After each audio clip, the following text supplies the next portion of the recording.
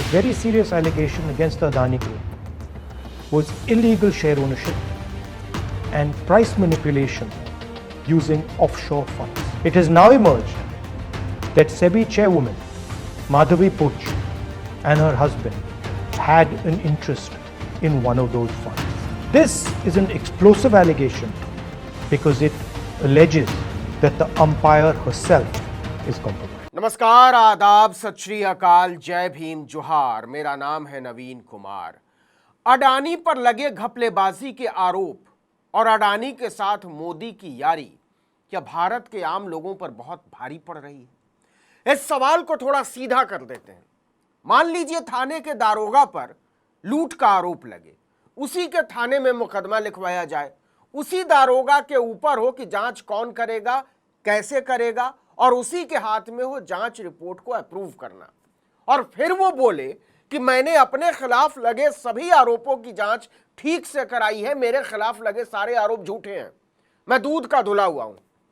आप कहेंगे ये कैसी बकवास बात है? बिल्कुल यही कर रही हैं भारतीय शेयर बाजार में घपलेबाजियों पर नजर रखने वाली सबसे बड़ी एजेंसी सेबी की मालकिन माधवीपुरी बुच और उनके पति के अडानी प्रेम पर लौटेंगे, लेकिन एक लाइन में आपको बता दें कि हिंडनबर्ग की रिपोर्ट आने के बाद अडानी ग्रुप के सभी 10 शेयर जमीन पर आ गिरे, 1.5% से 6% तक। अब आइए माधवीपुरी बुच पर जरा मोदी की महानता देखिए। उन्होंने सेबी के इतिहास में पहली बार इसका चीफ एक ऐसे शख्स को बनाया जिसका कभी भी भारत सरकार से कोई लेना देना नहीं था। मोदी जी ने पूरी जिंदगी प्राइवेट कंपनी को मालदार बनाने का काम करने वाली एक कर्मचारी को उठाया और सेबी का डायरेक्टर बना दिया, और इसके कुछ ही वर्षों के बाद इसकी चीफ की कुर्सी पर बैठा दिया।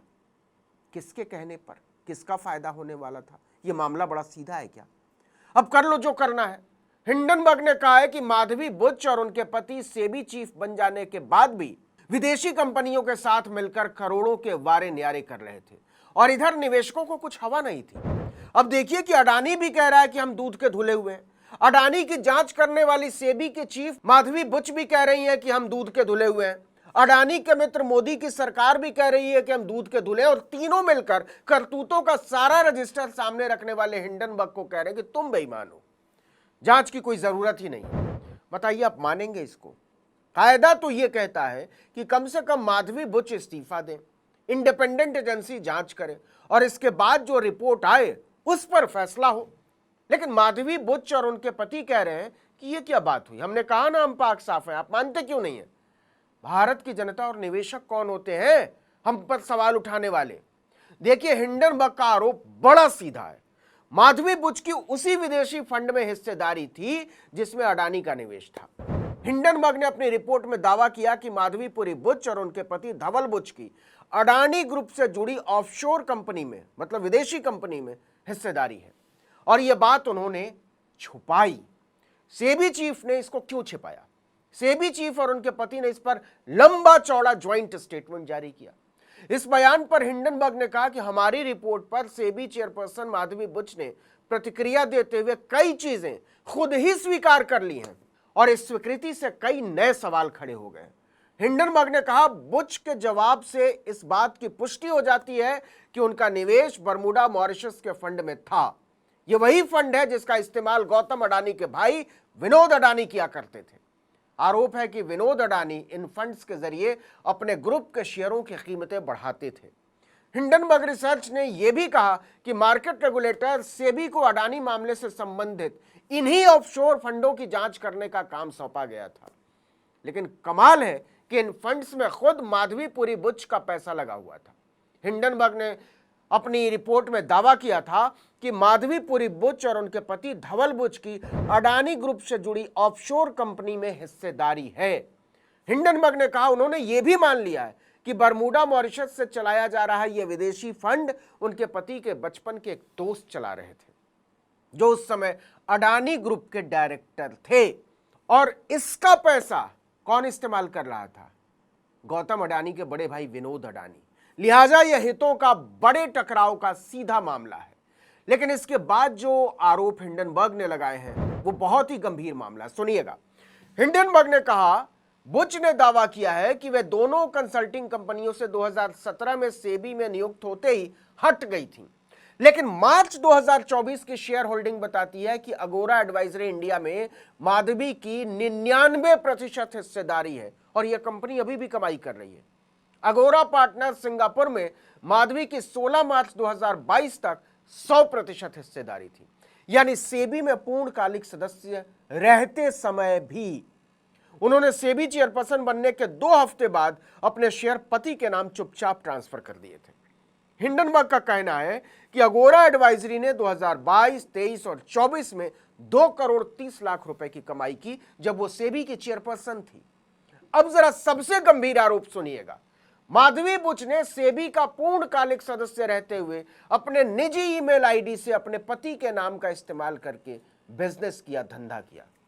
अब आप ही बताइए कि इतने संगीन आरोपों के बाद सेबी क्या किसी ऐसे मामले की स्वतंत्र और निष्पक्ष जांच कर सकता है जिसमें खुद उसकी चीफ सबसे बड़ी आरोपी हो?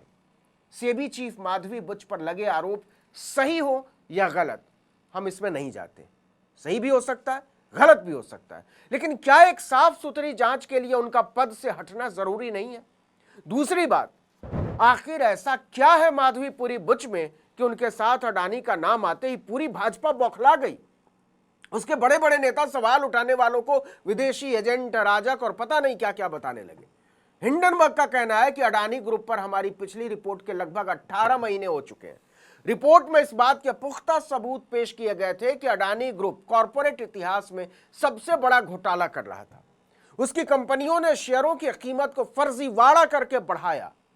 ग्रुप के 7 कंपनियों के शेयरों की कीमत 85% तक बढ़ाई गई। इतना ही नहीं, अडानी ग्रुप ने मनी लॉन्ड्रिंग और अकाउंटिंग फ्रॉड किया।